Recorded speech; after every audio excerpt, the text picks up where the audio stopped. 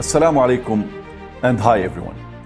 Change does not happen through wishful thinking. It can only happen through planning, action, patience, and perseverance. If you agree and think that change is necessary when it comes to US policy towards the Palestinian struggle for freedom, then I invite you to attend our 8th annual Palestine Advocacy Days next week, which is the largest annual lobbying effort for Palestinian rights on Capitol Hill. Pessimists will argue that there is no point to trying to change US policy, and they have some good arguments on their side. They will note that the US helped Israel cover up the killing of Palestinian-American Al Jazeera journalist Shireen Abu Akleh.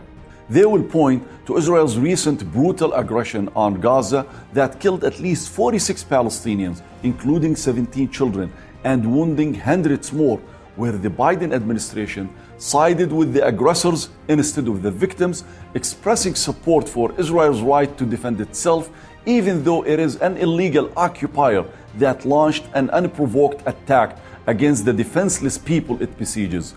They will also tell you how Biden keeps affirming the military alliance between the US and Israel, even when the whole international human rights community condemns Israel for practicing apartheid.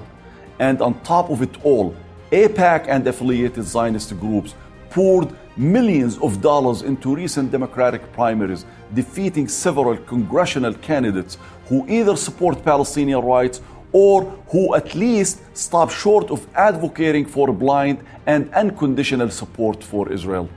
All of these are facts, but there is a critical question. Should they make us despair and surrender, or motivate us to work even harder?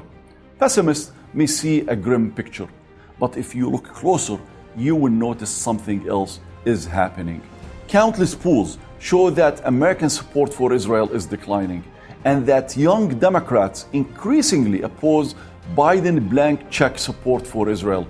You will notice the Zionist campaign in the Democratic primaries spent millions upon millions, but did not mention candidates' positions on Palestine or the Israeli occupation at all. And that is because they know Democratic voters can no longer be swayed by propaganda in favor of Israeli apartheid. This is a critical change in the dynamics of the American political arena. The momentum we are seeing in public discourse and public opinion means that our awareness campaigns on Palestine are working.